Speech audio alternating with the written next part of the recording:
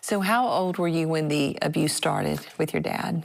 Well, I was just very, very young when he started to put his hands on me and do different things. And but when I was a young teenager, it went beyond just putting his hands on me to just making me his mistress. And my mom caught him when I was a teenager. She came home unexpectedly and caught him, and just turned around and walked out of the house. You know, I thought, oh, finally I'm gonna get some help. She turned around and walked out of the house and came back 2 hours later and just never said a thing, not to him or to me. I don't know what she decided in those 2 hours, but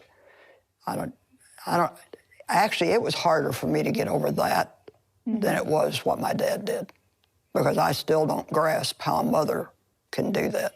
But, especially because you're a mother. Yeah. And your kids. Exactly. Yeah. But my mother she had a terrible life. I mean, she ended up, I think from the guilt, she had a nervous breakdown. She took shock treatments for 2 years because that's what they did back then. And she never was really right after that. But she had almost like a crazy addiction to my dad. It was like she hated him, but she couldn't stay away from him. Codependency. It was just, just really strange. Yeah. What'd you do with all that pain, all that disappointment, all that betrayal? Because it feels like it was just one blow after another throughout your childhood. Well, gratefully, I was born again when I was 9. And not because I lived in a godly family, but I always had an awareness of God. I had a grandfather that was a great Christian, and he sat and prayed all the time. And I don't know this, but I still think he probably prayed me into the kingdom. And so we were visiting relatives, and I snuck off to church with them. My dad was out getting drunk. Saturday night, he always got drunk. Every Saturday night, he got drunk. And I went with the purpose in mind of getting saved.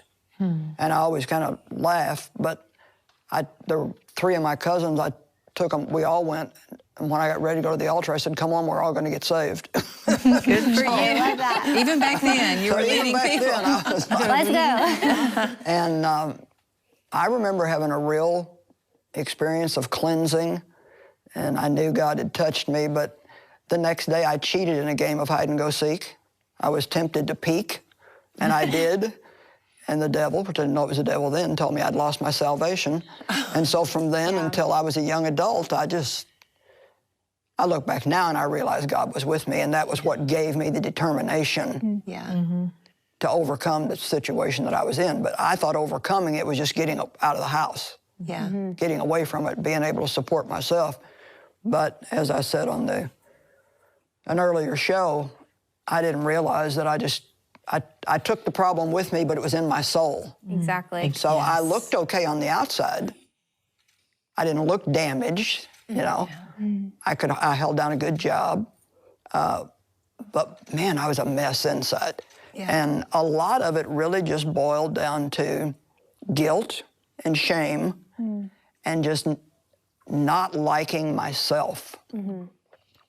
And if you don't like yourself, nothing else is going to work. If you don't get along with you, how can you get along with anybody else? Yeah. And I married the first guy that came along when I was 18, just because I really thought nobody would ever want me. And that was another 5-year nightmare, because he ran around with other women all the time and was really a petty thief and ended up going to prison. And I had 1 child, and I had gotten to the point where I was just desperate. So I had to go back home. Of course, I knew that was going to be just trying to avoid my dad all the time.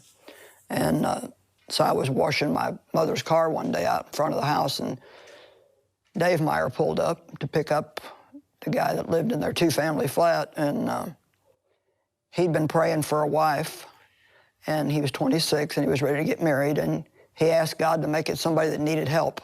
Oh. And he was dating 3 other women. I said, well, Dave definitely believed that faith without works was dead. And so he was busy looking, and so he said, hey, you want to wash my car? And I said, if you want your car washed, buddy, wash it yourself. He said, she needs help. No, you know what he said?